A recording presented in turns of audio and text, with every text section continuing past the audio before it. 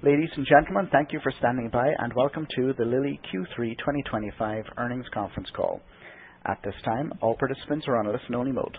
Later, we will be conducting a question and answer session and instructions will be given at that time. Should you request assistance during the call, please press star, then 0, and an operator will assist you offline. I would now like to turn the conference over to your host, Mike Sapar, Senior Vice President of Investor Relations. Please go ahead. Good morning. Thank you for joining us for Eli Lilly and Company's Q3 2025 earnings call. I'm Mike Sapar, Senior Vice President of Investor Relations. Joining me on today's call are Dave Ricks, Lilly's Chair and CEO, Lucas Montarce, Chief Financial Officer, Dr. Dan Scrivonsky, Chief Scientific Officer and President of Lilly Immunology, Ann White, President of Lilly Neuroscience, Ilya Yuffa, President of Lilly USA and Global Customer Capabilities, Jake Van Naarden, President of Lilly Oncology, Patrick Janssen, President of Lilly International, and Ken Custer, President of Lilly Cardiometabolic Health. We're also joined by Mark Keeman, Susan Hedgeland, and Wes Paul of the Investor Relations team. During this call, we anticipate making projections and forward-looking statements based on our current expectations. Our actual results could differ materially due to several factors, including those listed on slide 4. Additional information concerning factors that could cause actual results to differ materially is contained in our latest Form 10-K and subsequent filings with the SEC. The information we provide about our products and pipeline is for the benefit of the investment community. It is not intended to be promotional and is not sufficient for prescribing decisions. As we transition to our prepared remarks, please note that our commentary will focus on non-GAAP financial measures. Now, I'll turn the call over to Dave.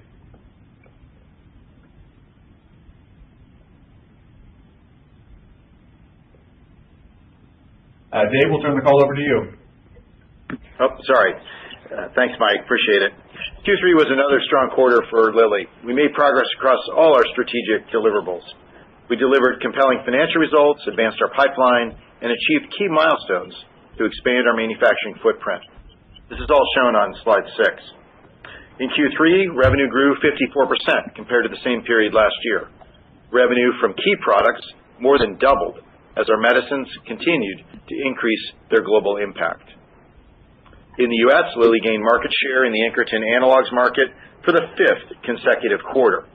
Lilly medicines account for nearly 6 out of 10 prescriptions within this large and growing class. Outside the U.S., Mounjaro performance accelerated, driven by robust uptake around the world. As a result of our strong financial performance, we raised our revenue and earnings per share guidance. Lucas will cover this in more detail later in the call. Since our last earnings call, we achieved several key milestones, including U.S. FDA approval for imlunestrant under the brand name Inlurio for HR-positive, HER2-negative, ESR1 mutated advanced or metastatic breast cancer. The EU approved Kisunla for early symptomatic Alzheimer's disease. Positive results from a phase 3 trial of Jaypirca in treatment of naive CLL. Positive overall survival data for Verzenio in high-risk early breast cancer. Positive results from the second phase 3 trial of orforglipron in obesity, enabling now global submissions to begin later this year. Positive results from 3 additional phase 3 trials of orforglipron in type 2 diabetes, including one trial that demonstrated head-to-head superiority versus oral semaglutide.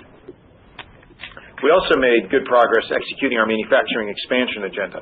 We announced plans to build 2 new U.S. facilities that will make active pharmaceutical ingredients and the expansion of an existing facility in Puerto Rico.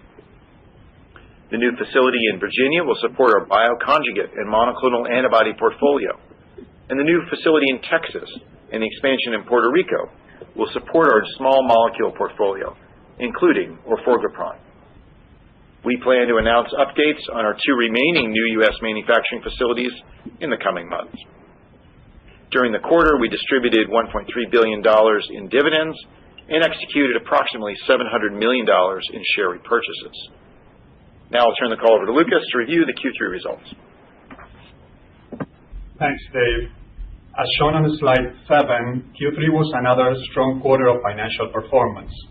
Revenue grew 54% compared to Q3 2024, driven by our key products. Gross margin as a percentage of revenue was 83.6% in Q3, an increase of 1.4 percentage points versus the same quarter last year. This improvement was driven by favorable product mix, partially offset by lower realized prices. Research and development expenses increased 27%, driven by continued investments in our portfolio. We have initiated 16 new phase 3 programs since the start of 2024 and continue to advance our pipeline. Marketing, selling, and administrative expenses increased 31%, as we continue to increase investment to support ongoing and future launches across therapeutic areas and geographies. Our non-GAAP performance margin, which we define as gross margin less R&D, marketing, selling, and administrative expenses as a percentage of revenue, was 48.3%. Performance margin increased by more than 8 percentage points from Q3 2024, driven by revenue growth. At the bottom line, earnings per share increased to $7.02, inclusive of 71 cents of acquired IP R&D charges. This compares to $1.18 in Q3 2024, which included $3.08 of acquired IP R&D charges. On slide 8, we quantified the effect of price, rate, and volume on revenue growth. U.S. revenue increased 45% in Q3, driven by strong volume growth of Zepbound and Mounjaro, partially offset by a 15% decline in price. Price was negatively impacted by a favorable one-time adjustment to estimates for rebates and discounts in Q3 2024. Excluding this base period effect, U.S. price declined by high single digits. In Europe, revenue increased by over 100% in constant currency, reflecting the strong uptake of Mounjaro.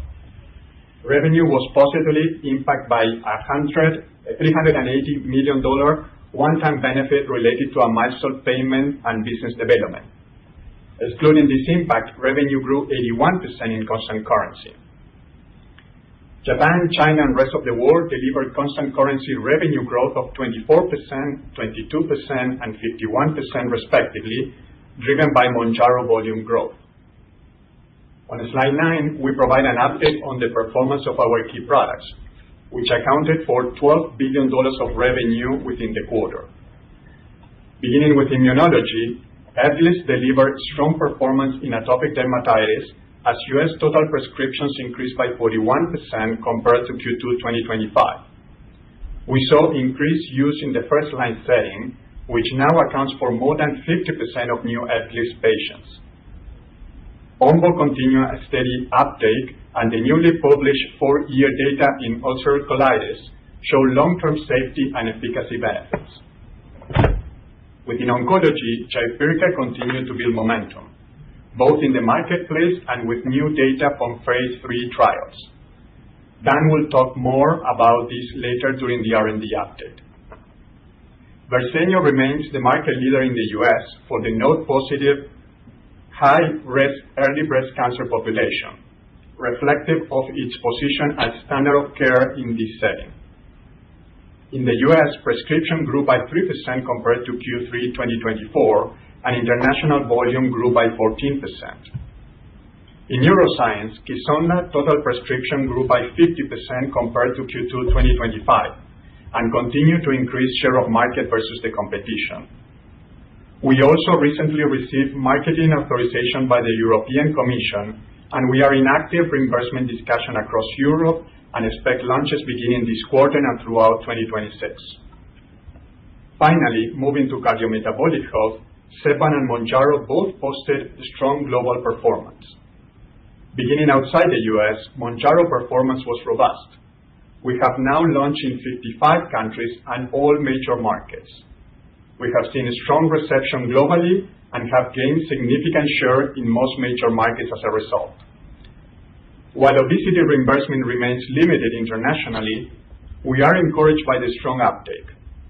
Approximately 75% of Mounjaro revenue outside the U.S. is coming from people with obesity, paying out of pocket, demonstrating a high level of clinical need and high willingness to pay. Moving to the U.S., Zepbound prescription tripled in Q3 2025 compared to the same period last year. While the impact of the CVS template formulary change was disruptive to patients and physicians, the impact on Zepbound performance was modest. Share of total U.S. prescription in the branded anti-obesity market declined by approximately 2 percentage points compared to Q2 2025. However, performance is back to Q2 levels, and Zepbound exited Q3 with 71% share of new prescriptions.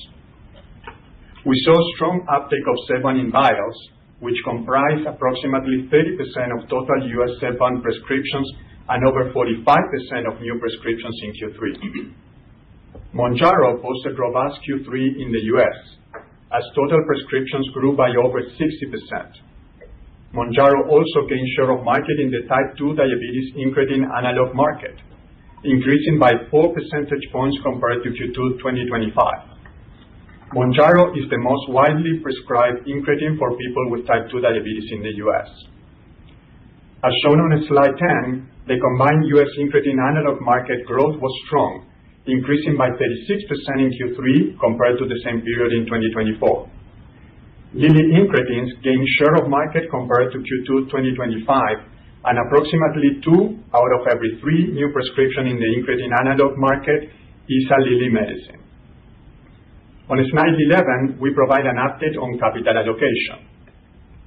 Moving to slide 12, we share our updated expectations for Lilly's 2025 financial results. Based on strong underlying performance and the favorable impact of foreign exchange rates, we are increasing the midpoint of our revenue range by over $2 billion, and now anticipate our full year revenue will be between $63 and $63.5 billion. Given our updated expectations for revenue growth and performance margin over the first 9 months of the year, we now expect non-GAAP performance margin to be between 45 and 46% of revenue. At the bottom line, we have increased our outlook for non-GAAP earnings per share and expect EPS of $23 to $23.70. Now I will turn the call over to Dan to highlight our progress on R&D. Thanks, Lucas.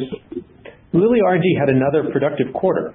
I'll summarize progress by therapeutic area, beginning with cardiometabolic health. Since our last call, we announced results from 4 additional positive phase 3 trials for orforglipron. Of note, one of those trials was ATTAIN-2 in people with both obesity and type 2 diabetes. As a reminder, patients with obesity and type 2 diabetes are less responsive to weight loss on GLP-1 monotherapy than those without type 2 diabetes. For example, in the STEP 2 clinical trial of people with obesity and type 2 diabetes, semaglutide at 2.4 milligrams and 1 milligram resulted in 10.6% weight loss and 7.6% weight loss, respectively. As shown on slide 13, ATTAIN-2 demonstrated 10.5% weight loss and 7.8% weight loss at the 36 milligram and 24 milligram doses of orforglipron, respectively, aligned with our goal to deliver efficacy similar to injectable GLP-1 monotherapy in an easy-to-use daily pill.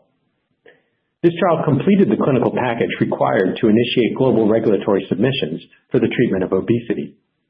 These submissions are beginning imminently, and we anticipate launching orforglipron in the U.S. for treatment of obesity next year. We also made great progress on orforglipron for type 2 diabetes since the last call, with positive results from ACHIEVE-2 and ACHIEVE-3.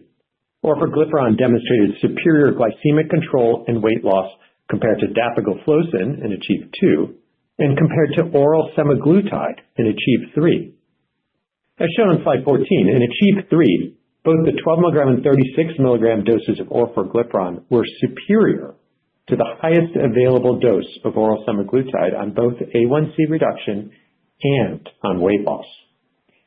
People taking orforglipron saw an average A1C reduction of 2.2% from baseline and lost nearly 20 pounds on the highest dose of orforglipron. We also announced results from ACHIEVE-5, which demonstrated that orforglipron has the potential to provide benefit as an add-on therapy to titrated insulin glargine. With 4 positive phase 3 diabetes trials now completed, we believe orforglipron has the potential to be a foundational treatment for type 2 diabetes. We now await results from ACHIEVE-4 which will trigger submission of orforglipron for treatment of type 2 diabetes, anticipated in the first half of 2026.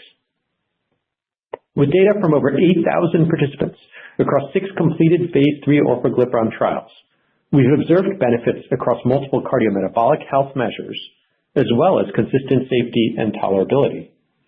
Overall, orforglipron has delivered a profile consistent with our goal of developing an oral and scalable small molecule GLP-1 with efficacy, safety, and tolerability comparable to injectable monotherapy GLP-1s for treatment of obesity and type 2 diabetes.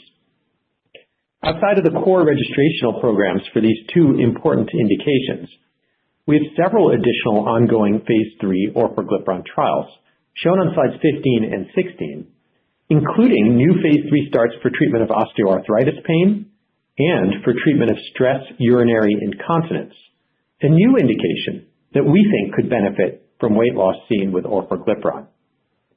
The next study to read out will be ATTAIN-MAINTAIN, a phase 3 study of weight loss maintenance. This study is the first of its kind. It's designed to measure the impact of switching from injectable semaglutide or injectable tirzepatide to oral orforglipron. Our goal in this novel trial is to measure what level of weight loss patients can maintain after switching from an injectable incretin to orforglipron.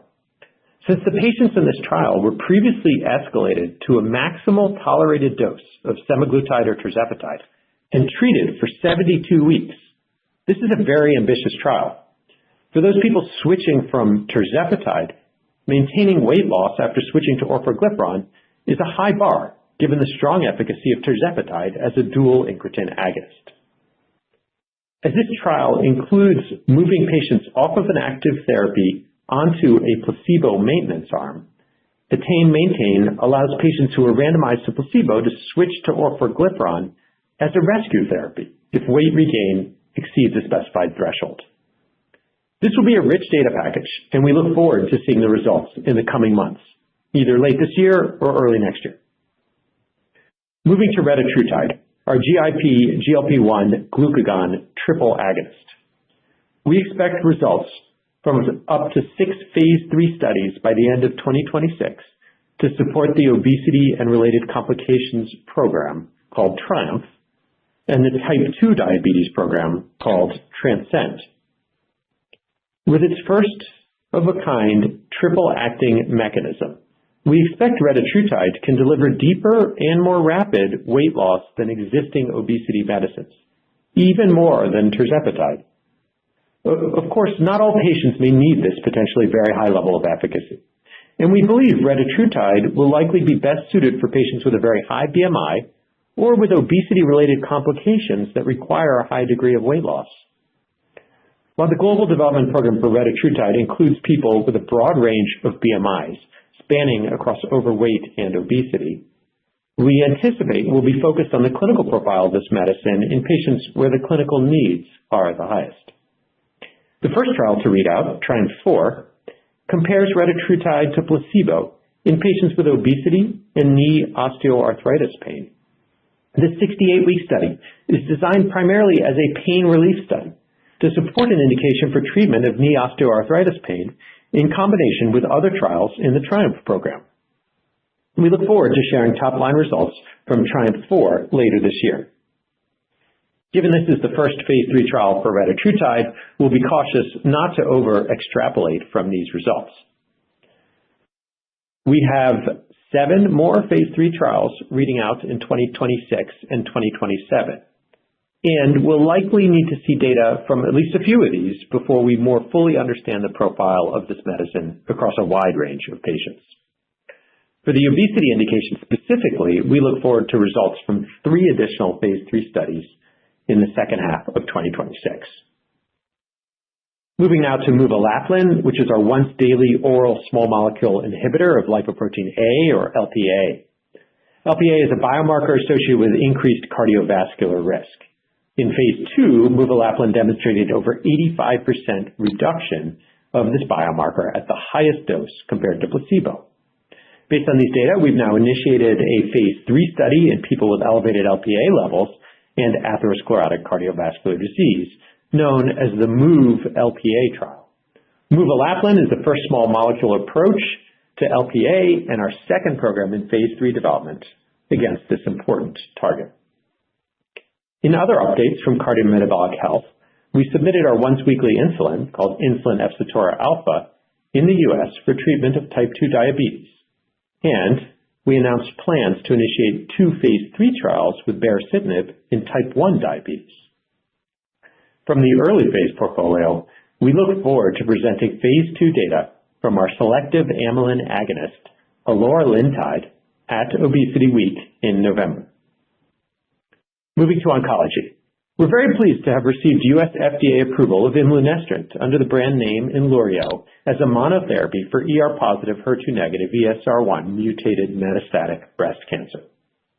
Imlunestrant is also being studied in an ongoing phase 3 trial called EMBER-4, which compares imlunestrant to the standard of care endocrine therapy in high-risk early breast cancer. This 8,000-patient trial is the largest oncology trial we've ever conducted, and it is on track to be fully enrolled by early 2026. The positive results in the metastatic setting provide an important signal that imlunestrant could have a role in early breast cancer, where we believe an oral SERD could have the largest patient impact. Also in oncology, we top-lined the study readout from the third positive phase 3 trial of pirtobrutinib in the BRUIN CLL development program. In BRUIN CLL 313, a trial of pirtobrutinib compared to chemoimmunotherapy in treatment-naive CLL/SLL, pirtobrutinib demonstrated a highly statistically significant and clinically meaningful improvement in progression-free survival. Pirtobrutinib demonstrated the most compelling effect size ever observed for a single BTK inhibitor in a treatment-naive CLL study compared to this comparator.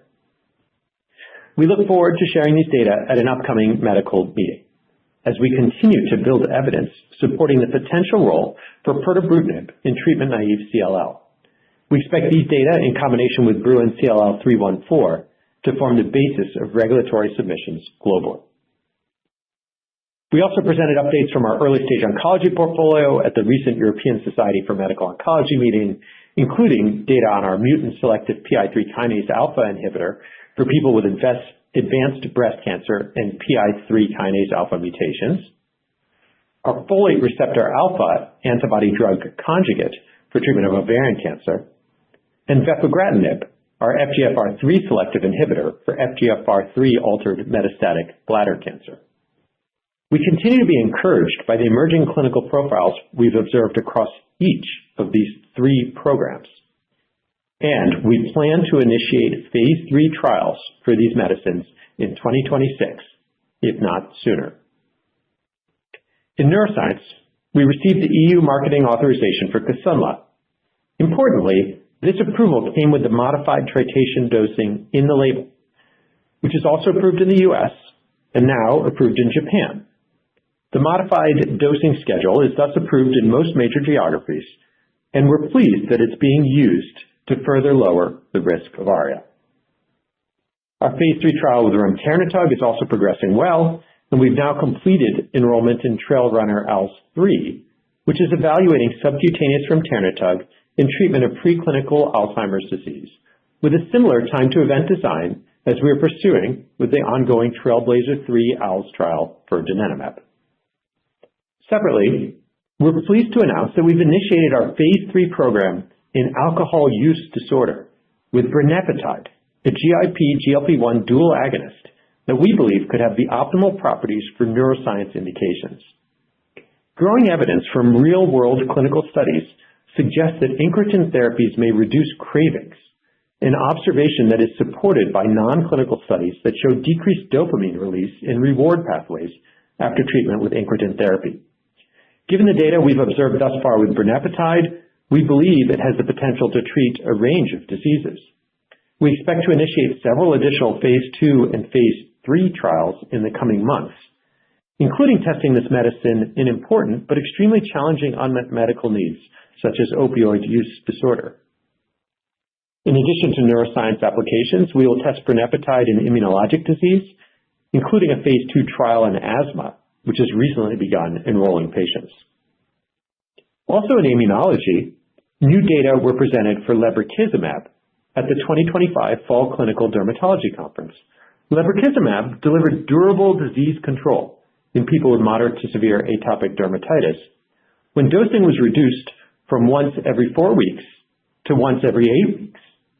Reducing the number of maintenance doses to as few as 6 doses per year could provide flexibility and reduce the treatment burden on patients. We've now submitted these data to the FDA for a potential label update and continue to explore opportunities for even less frequent dosing of this medicine for people with atopic dermatitis. While we continue to pursue innovative modalities across several immunological disorders, we're also developing combination therapies with the potential to deliver differentiated efficacy. We recently began 2 new studies combining mirikizumab with tirzepatide in people with ulcerative colitis and people with Crohn's disease. These 2 new studies complement the previously initiated together studies of ixekizumab plus tirzepatide in people with psoriasis and psoriatic arthritis. We expect the first data from the together trials to read out in the next 6 months. Slide 16 shows additional milestones and updates to our clinical portfolio. It has been a very productive period since our last earnings call, and we still have an ambitious R&D agenda for the last 2 months of 2025. Slide 17 shows the remaining list of potential key events expected yet this year. I'll now turn the call back to Dave for some closing remarks. Thanks a lot, Dan. A lot to talk about there in the pipeline. We're pleased with all the progress in 2025, and we've had another quarter of really strong execution, both in driving the business results and making investments that will help us discover and develop new Lilly medicines to help more people around the world. Now I'll turn the call over to Mike, who will moderate our Q&A session. Mike? Yeah, thanks, Dave. We'd like to take questions from as many callers as possible. So consistent with prior quarters, we will respond to 1 question per caller and end the call promptly by 11. If you have more than 1 question, you can re-enter the queue and we will get to you as time allows. Paul, please provide instructions for the Q&A and then we're ready for the first caller. Certainly. At this time, we will be conducting a question and answer session. If you have any questions, please press star 1 on your phone at this time. We ask that participants limit themselves to 1 question on today's call. If you do have a follow-up question, please rejoin the queue by pressing star 1 at any time. We also ask that while posing your question, you please pick up your handset if listening on speakerphone to provide optimum sound quality. Please hold while we poll for questions. And the first question today is coming from Terence Flynn from Morgan Stanley. Terence, your line is live. Hi, thanks so much for taking the question. Really appreciate it and congrats on the quarter. A lot of focus obviously on orforglipron and path to market. I was surprised that it wasn't on the first list of the Commissioner's National Priority Review Voucher program. And so maybe you could just comment on kind of if you guys are seeking that voucher, and then if not, why not, and then how to think about timelines for launch and some of the puts and takes as we think about maybe consensus expectations for 2026. Thank you. All right, great. Thanks for the question, Terence. We'll go to Dave to talk a bit about orforglipron. Yeah, hi. Thanks, Terence, for the call. I think as we've said before, we're interested in getting orforglipron to as many patients around the world as fast as we can, including those in the U.S. So without commenting on specific vehicles, I think investors can expect us to be pursuing an all-of-the-above strategy to get the medicine out more quickly. Also, I'd point out that, if you look at this new voucher program, I think orforglipron checks at least 3 or 4 of the boxes laid out. So, yeah, we'll see. It's obviously a government decision about which pathway they choose and the review time itself. But we're focused on speed here, and we're ready to launch. So the package will go in the quarter, and we hope to get approval as soon as we can after that. Great. Thank you, Dave. We're ready for the next question, Paul. The next question is coming from Chris Schott from JP Morgan. Chris, your line is live. Great. Thanks so much for the question. I just wanted to touch base a bit more on the Mounjaro international ramp. It's obviously had a pretty impressive step up in sales these past 2 quarters. Can you just elaborate a little bit more on how some of these new country launches are trending relative to your expectations, how to think about growth off of this new higher base, And is there any meaningful stocking as we approach to kind of look at these numbers? Just a little bit more color on what's been driving this big step up. Thank you. Great. Thanks, Chris. Thanks for the question on Lilly International. We'll go to Patrick for that to talk a bit about Mounjaro uptake, new country launches, growth. Thank you very much, Chris. I think we're very encouraged by what we're seeing outside the U.S.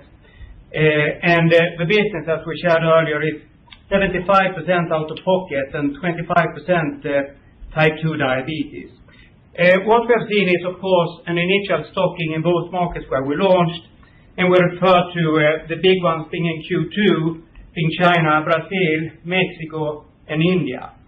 Since then, we have seen a lift in the performance also in those markets in Q3, and a continued very strong performance globally. Looking forward, I think the major opportunities is number one in type 2. We have reimbursement currently in 8 markets, and we'll continue those efforts across all of the U.S. markets, but that's going to take some time. Secondly, the big opportunity when it comes to obesity is really about patient activation, and we will lean in on all of those efforts also in 2026. When you look at international, it's important to, while it's one line in the income statement, we are referring to more than 55 countries, and there are different market dynamics, different buying patterns. So as we have seen over the last several quarters, it's not going to be a straight line, but there are significant opportunities outside of the U.S. also moving forward across type 2 and chronic weight management. Great. Thank you, Patrick. We'll go to the next question, Paul. The next question will be from Seamus Fernandez from Guggenheim. Seamus, your line is live. Oh, thanks so much for taking the question. So mine is actually on some of the behaviors that we're seeing in the market around M&A and how the competitors' dynamics are playing out, and how you, Dave and Dan, see the market evolving from here. You've commented on retatrutide, perhaps segmenting the heavier patient population with greater comorbidities. You have orforglipron potentially targeting a maintenance and lower end portion of the market that's massively scalable. And you also have tirzepatide kind of blowing the numbers out and potentially cornering the competitor to some degree in other markets. Just wanted to get a sense of if that behavior would be concerning to you, if you don't really spend much time thinking about it because you're so focused on your own business, or if there are other considerations as you work to further segment the market and take a deeper leadership position. Thanks so much. Thanks for the very, very long and involved question there, Seamus. I think we'll go to Dan actually to talk about that. Yeah, sure. Thanks, Seamus, for a good question.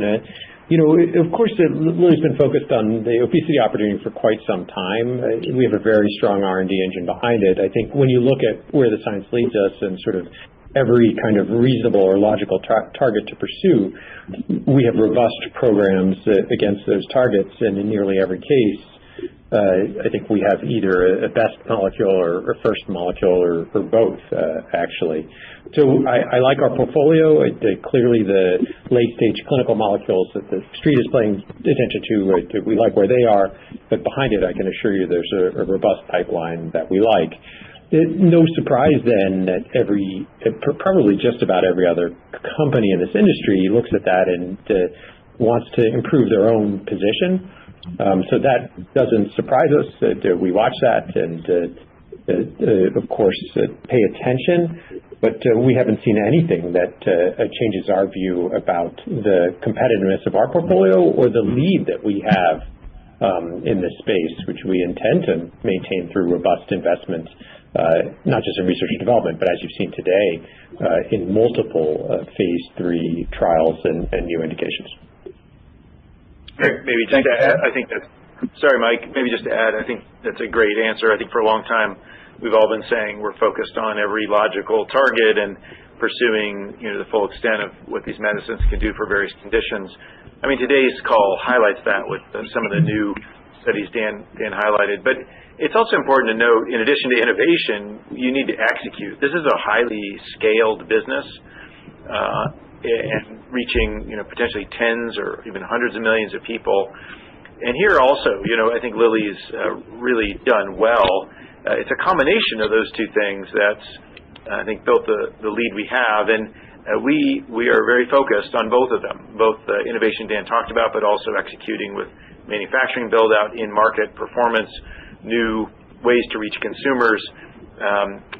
Of course, everybody would like to be in our position, but we're focused on defending it and mostly just executing the play we have. So it's a good question. We'll probably see more dynamics and noise from other pharmaceutical manufacturers.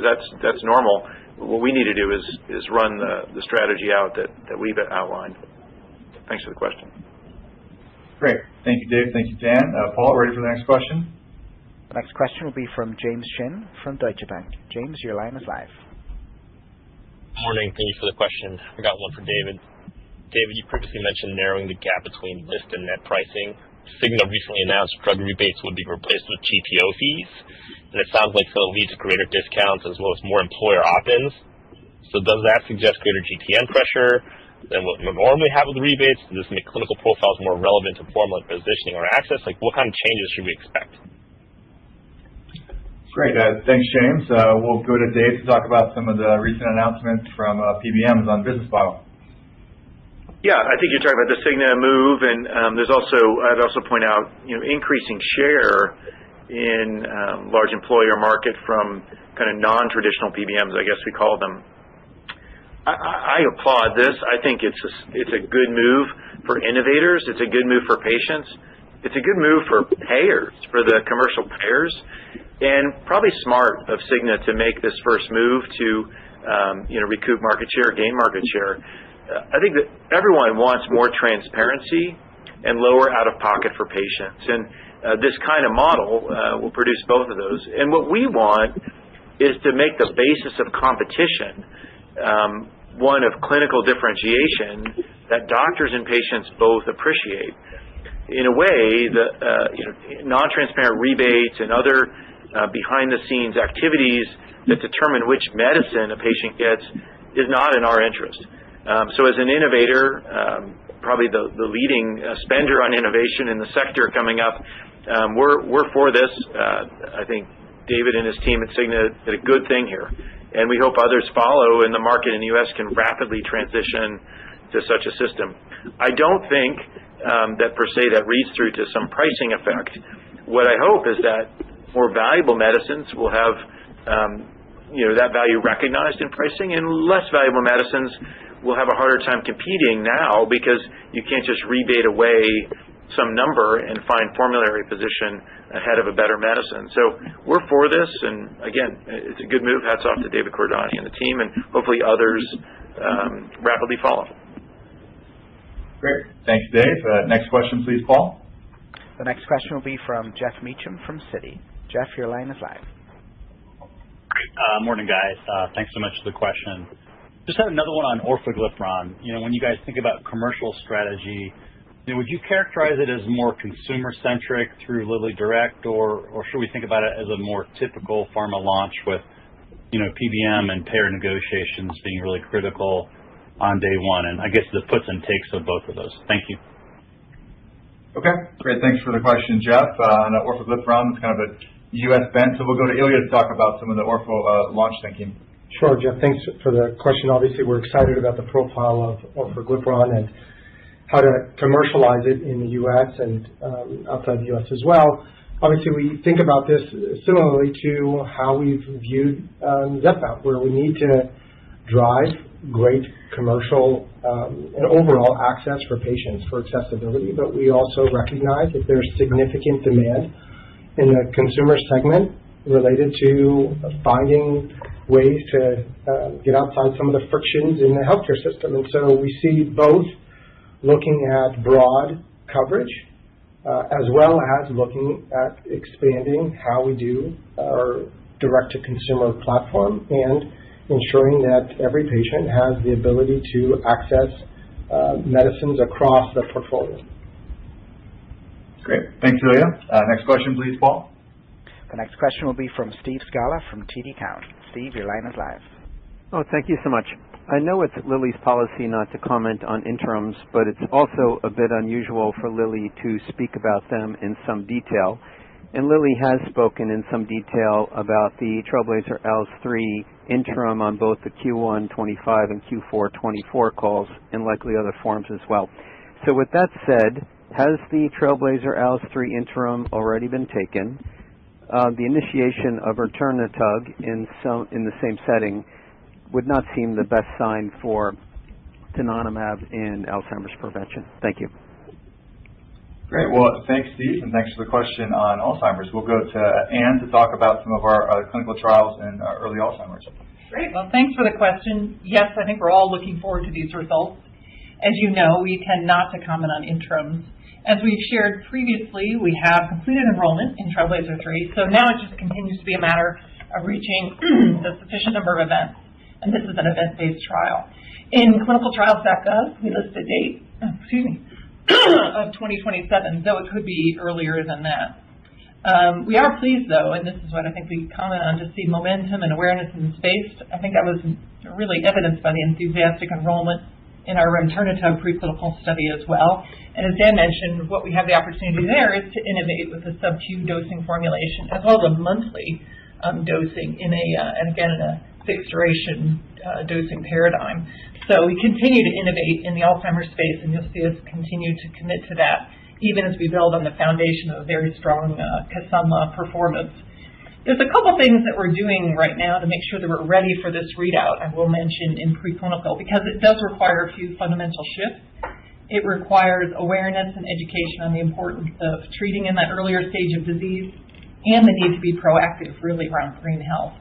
And very importantly, it requires a simple and accessible blood test to make the diagnosis in the preclinical space, which is also referred to as stage 1 and 2. So there's quite a bit to do, so you'll hear us continue to talk about the readiness work that we need to do to get ready for this readout, but more to come in the future. Great. Thank you, Anne. Next question, please, Paul. The next question will be from Mohit Bansal from Wells Fargo. Mohit, your line is live. Great. Thank you very much for taking my question, and congrats on all the progress. I would love to understand or think through your thoughts around EVO trial and GIPs in general for Alzheimer's disease. How do you think about this space evolving, and could Brenipatide, the new GLP-GIP, be a drug for Alzheimer's, given that this has neuro properties? Thank you. Great. Thanks, Mohit, for the question about Evoke as well as just Brenipatide. So we'll go to Dan to take both of those. Yeah, thanks, Mohit. Obviously, we follow the space closely. I think we are leaders in Alzheimer's disease and also leaders in incretin therapy. You correctly point out that Brenipatide it got some of the attributes that make us excited about it for use for CNS indications.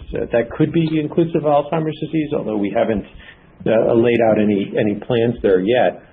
We're sort of, on the verge of seeing, I believe, Evoke data. That'll be very informative.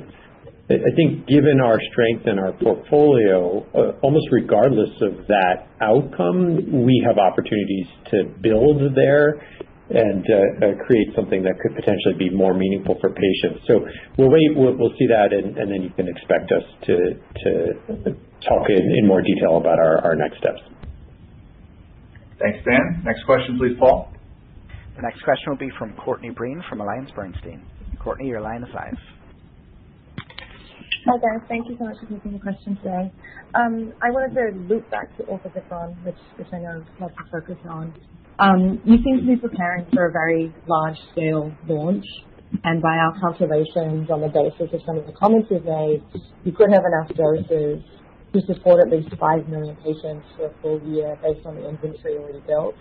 And I think, Dave, you've mentioned kind of this could be the GLP-1 for all. Can you help us understand kind of the potential for expansion to the market with ortho? And should we expect to see a slowdown in Zepbound new starts during the initial period of that ortho launch?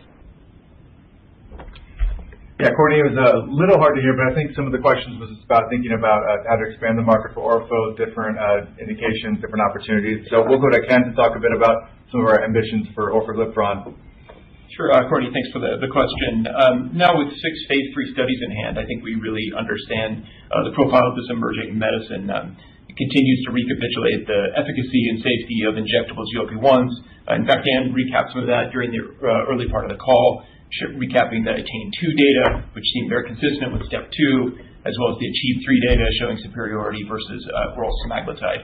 So we think this is a great profile. You're getting glucose benefits, weight benefits, improvements in blood pressure, lipids, inflammatory markers, all that in a simple once-daily pill with no restrictions on food and water, and of course, which we can manufacture and distribute at scale. So we tend to think at a different magnitude about the opportunity here than historically what we've done with incretins. In the United States, there's probably 8 or 8.5 million people on incretins out of maybe 170 million who might benefit, and globally, that's a much bigger number, probably measured in the high hundreds of millions or even billions. So this is now, I think, the generational opportunity to figure out how to get an incretin to a much larger group of people. We can do that through the simplicity of the profile, which is also easier to manufacture and distribute. So really our plan will be about accomplishing that at an international level, getting it out there as quickly as possible. Of course, we're also developing orforglipron in a lot of other settings beyond obesity and diabetes. Dan recapped some of those new NILEX that we've announced, and of course, just to recap as well, we see an opportunity not just as a starter incretin here with orforglipron, but also something that could potentially have been used for patients to continue the success they've had with a drug like Wegovy or Zepbound. We're assessing that now in the ATTAIN-MAINTAIN study and look forward to sharing those data later this year. Great. Thank you, Ken. Paul, we're ready for the next question, please. The next question will be from Asad Haider from Goldman Sachs. Asad, your line is live. Great. Thanks for taking the question and congrats on all the ongoing progress.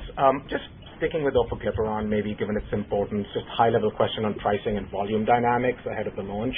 So the cash pay channel is where you're continuing to see the most rapid growth in the obesity market. Zepbound vials are now almost 40% of new scripts.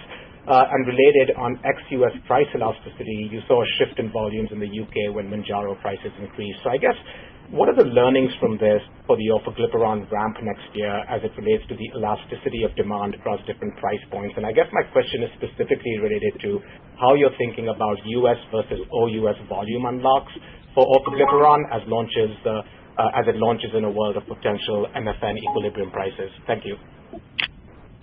Okay, thanks, Asad. I think we'll start with Ilya to discuss some of the U.S. dynamics, and then maybe Patrick, if you want to make a couple of brief comments about some of the OUS learnings from the UK as well. Yeah, thank you for that question. Obviously, we have experienced significant growth overall in the total market. So we've seen even sequential growth in the covered. Overall, the sequential growth is 15%, but we're seeing significant more volume go through a direct-to-consumer platform with Lilly Direct, which says a lot about, one, what consumers and patients as well as providers see as the benefit of Zepbound in particular, and also the ability to remove some of the friction and the ability to have accessibility to medicine. And so we see this channel as a significant channel now and into the future. And then as part of that, obviously, having more offerings, whether you include being able to pick up your Zepbound vial at a local Walmart, which we announced yesterday, or expanding the offering on having another treatment like orforglipron. That's an important element for us to expand the ability for patients to get treated. That is the main goal that we have, is to improve overall health outcomes, and we have multiple medicines and different platforms to achieve that. Great, Patrick? Maybe just a few additions from an OUS perspective. I think, first and foremost, in the UK, with the raise in price that was effective September 1st, I think we learned pretty much what we expected to learn. What we did was just to take the UK price at the level of, raise it to the level of a European price. And even if there were regulations in the UK, we actually saw exports of medicines out of the UK to other markets. So that has probably stopped with the intervention we did put in place. Secondly, we're also learning something about consumer pricing elasticity. So that exists. But most importantly, I think orforglipron will meet a slightly different need in the marketplace. We know that obesity is a heterogeneous disease. And for people with a BMI below 35 and that might not need the weight loss of tirzepatide, we believe there is a significant opportunity in OUS, and also driven by the other features that Ken referred to earlier, the opportunity to scale here and to reach other patient populations and with no need of refrigeration, etc. So we see those as being very complementary in the OUS business setting as well. Great. Thank you both. Next question, please, Paul. Next question will be from Tim Anderson from Bank of America. Tim, your line is live. Thank you. I have a question on GLP-1 pricing. So with Novo's SEMA, we get IRA negotiated price within the next month. My sense from talking to some industry folks is that negotiated price may be more favorable than the investment community is expecting, meaning less degradation to the current net price, and that, of course, would be good for everyone in the space. What is Lilly picking up on this? And whatever that level of discount ends up being, would you agree that it quite likely has a direct impact on pricing of Lilly's own products in 2027, or do you think SEMA's negotiated price just won't translate across? Okay, thanks for the question, Tim. We'll go to Ilya to talk a bit about just some of the broad thinking about the SEMA IRA negotiations, acknowledging we're not part of the discussion. Sure. Thanks, Tim, for the question. Obviously, we don't know the price that's being negotiated. At the same time, there are several things that are important to note. One, that it only applies to SEMA in Part D beginning in 2027. Overall, if you take a look at our volumes, Medicare Part D is a small proportion of our overall volume, obviously predominantly in type 2 diabetes since there's lack of coverage in obesity. Probably the most important element to include here is that tirzepatide has demonstrated superior efficacy versus SEMA in head-to-head trials, which is a strong foundation for any value-based discussions that we have with payers, not only in our data, but you see that as well in provider preference as well as patient preference that you see in the market. Great. And then David, do you want to add a couple comments? I think he covered it well. Maybe just one thing, because we've been talking about orforglipron and its upcoming launch. We think about single-acting GLP-1s as one category and double and triple-acting as others, and probably both weight loss and clinical value will be quite different between these medicines. And of course, we're paying close attention to the SEMA price, but as Ilya said, it's a Part D only channel. So let's let it all play out. I think we're in a good position because we have so many options. Great. Thank you both. Next caller, Paul. The next question will be from Alex Hammond from Wolfe Research. Alex, your line is live. Thanks for taking the question. Can you walk us through the importance of the upcoming Attain-Maintain trial to orforglipron's commercial opportunity? And is there an outcome that might meaningfully change your view on how quickly orforglipron's launch may scale? Great. Thanks, Alex, for the question on Attain-Maintain. We'll go to Ken. Sure. Thanks for the question, Alex, on Attain-Maintain. This is a really first of its kind study, and we're looking forward to these data later this year. We took advantage of the opportunity to re-randomize patients for the SURMOUNT-5 study who were maximally tolerated on either semaglutide or tirzepatide. We randomized them to orforglipron or placebo, and we're going to measure the percentage of the weight that they lost over the course of 72 weeks that they keep off while taking orforglipron. Of course, this is a first of its kind study. We don't know exactly what the results will be, but we're hopeful that orforglipron will provide a simple once daily oral option that lets patients keep the majority of their weight off. And so we think this is really an opportunity to expand the market even further for orforglipron. Of course, we have very bullish expectations for it as a first-line starter incretin, but also this is an opportunity to continue to grow that. I don't think, as we think about orforglipron, we don't think about sort of cannibalization in that way. This is an opportunity to grow the market at a very different rate, and we think the data from Attain-Maintain could be really just an exciting boost and allow us to have some medical information to disseminate to physicians about how they can help patients switch from drugs like Wegovy and Zepbound. But of course, we also know that all weight management drugs are of course indicated for maintenance. So these are just data to help HCPs and patients guide between these medicines. So thanks. Excellent. Thanks, Ken. Next question, please. The next question will be from Umer Raffat from Evercore. Umair, your line is live. Morning, guys. I just wanted to touch up on GLP pricing. And on the one hand, there's a lot of commentary on some of the expectations you've laid out on orforglipron pricing frameworks, if you could expand on that. But then also, on the other hand, there's a lot of actions and changes at your main competitor over the last few months. And I almost wonder, do you think they will stay a mature player from a pricing front, or would that no longer be a base case for us? Thank you. Great. Thanks, Umair, for the question on GLP-1 pricing. Maybe we'll hear from Lucas to weigh in on those dynamics. Yeah, thank you for the question, Umair. Maybe just thinking about the pricing dynamics. When you actually unpack our Q3 performance, you see that actually our pricing continued to perform as what we expected, right? So I think it's a good data point after the CVS move that we didn't see, again, a significant price erosion, but actually was very much in line to what we said early in the year for the full year as well. So maybe just a good data point that you can take from that perspective. And thinking more broadly about the competition in the marketplace, again, we always pay close attention on the competition in the marketplace, but also how we differentiate both commercially, but also on the label of the product. And Ilya, Dan, Ken mentioned about the differentiation, and you see that in the marketplace. So if you take, for example, a good proxy that for me is Lilly Direct, we have been priced over the last maybe 6 months already at that starting point at $349 going to $499 and maintain that price, and you see the penetration and the competition is placed at the same level as well. So we don't see materially changing the dynamics that we see from that perspective, and as we continue to penetrate the market and mobilize patients to seek more treatment. Great. Thanks, Lucas. Next question, please, Paul. The next question will be from Akash Tiwari from Jefferies. Akash, your line is live. Hey, thanks so much. So at the All-In Summit, Dave, you noted if Orpho was priced at $100 a month, there'd be no incentive for new medicines in that category to kind of create the next best thing. A few weeks later in Chicago, you mentioned how Lilly's already made billions of doses for Orpho, and it could have an impact on human health at a global level. Can Lilly achieve both goals of kind of preserving continuous innovation in obesity and having Orpho be a drug for hundreds of millions of patients with the parity pricing model between the U.S. and the rest of the world? Thanks so much.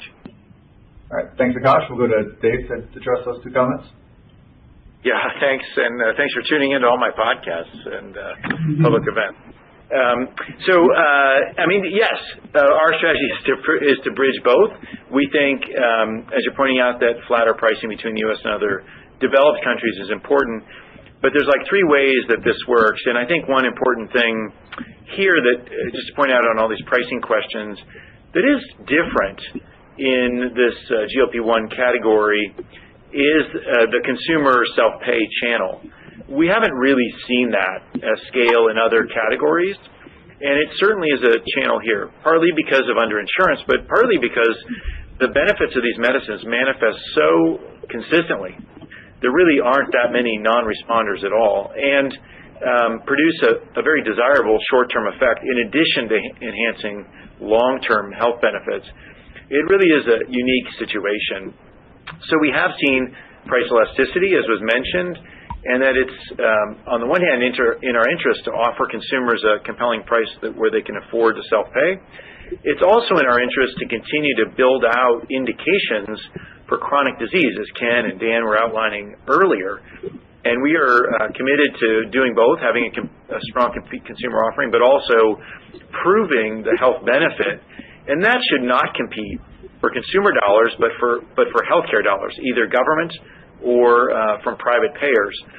So it's a both and I do think these can bridge because we have so much evidence coming of long-term benefit.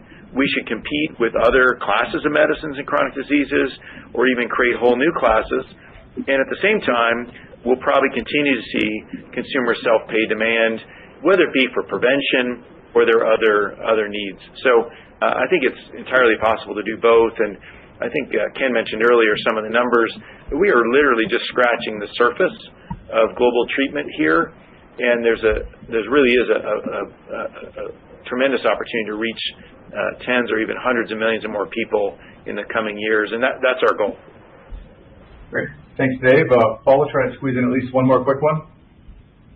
Okay, Okay, the next question is coming from Evan Seigerman from BMO Capital Markets. Evan, your line is live. Hi guys, thank you so much for taking my question. Dan, you recently commented that you were super excited about your pre-symptomatic Alzheimer's program. Appreciate that you don't want to comment on an interim look, but could you expand on what drives this view and how it has changed since the initiation of the program? Okay, great. A double back on the pre-symptomatic Alzheimer's. So we'll go to Anne to talk a bit about that. Yeah, well, thanks for your Sorry, Anne, you take it. Apologies. No, please, Dan, you go ahead. Okay, yeah, thanks, Evan. I apologize I didn't say super excited on this call. I'm still super excited about the Alzheimer's opportunity here to treat in the preclinical space. The reasons for my excitement go back to the data that we saw actually in Trailblazer 1 and Trailblazer 2. In both of those trials where we were treating symptomatic patients, we saw the largest treatment effect on patients who were the earliest in their disease course, whether you measured early in disease course by symptoms or pathology, et cetera. That's where the drug had the biggest effect. And in fact, we looked at prevention of progression as an outcome in that trial, and in those patients we had really profound results. I actually expect the same in Trailblazer 3 as well as Trail Runner 3, which is the trial with remternetug. So I remain extremely excited. No change here at all to my level of enthusiasm or confidence and success. Great. Thanks. With that, we'll close the Q&A, and Dan, go Dave to you for a couple of closing remarks. Hey, thanks, Mike, and thanks to everyone who called in today and for the excellent questions from the sell-side community. We appreciate everyone's participation here, and as always, follow up with our excellent IR team if you have questions that didn't get answered today, and have a great rest of your day. Take care. Thank you, and ladies and gentlemen, this does conclude our conference for today. This conference will be made available for replay beginning at 1 p.m. today, running through December 4th at midnight. You may access the replay system at any time by dialing 800-332-6854 and entering the access code 797327. International dialers can call 973-528-0005. Again, those numbers are 800-332-6854 and 973-528-0005 with the access code 797327. Thank you for your participation. You may now disconnect your lines.